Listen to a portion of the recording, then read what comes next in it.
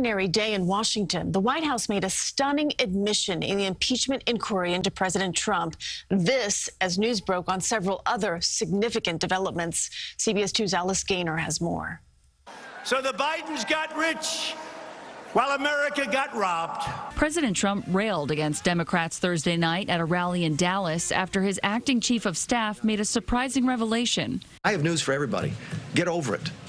There's going to be political influence in foreign policy. Mick Mulvaney admitted there was a quid pro quo with Ukraine when the Trump administration withheld military aid to pressure the country into cooperating with the Justice Department investigation into supposed Ukrainian involvement in the 2016 U.S. election. The money held up had absolutely nothing to do with Biden. There's no question, and that was the point I made to you. But a White House summary of the call shows Mr. Trump asked his Ukrainian counterpart to investigate the hacking of Democratic Party emails in 2016 and his campaign rival, Joe Biden. Look back to what happened in 2016 certainly was part of the thing that he was worried about in corruption with that nation. It has never happened in the history of this country, as far as I know, to condition security assistance on a personal political favor for the President of the United States. And they've just admitted that's exactly what they did.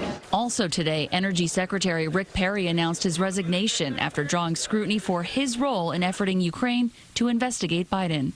And the White House is raising new constitutional questions over the president's decision to hold the next G7 summit at his private club in Florida. Critics accuse the president of profiting from his position of power. The White House dismissed the concerns. In the newsroom, Alice Gaynor, CBS 2 News. The White House also touting a temporary ceasefire in Turkey's invasion of northern Syria. Vice President Mike Pence announced this agreement after traveling to meet the Turkish president.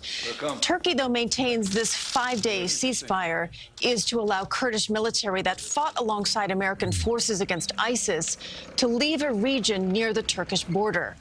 President Trump pulled those American troops from this area last week before Turkey's military offensive began.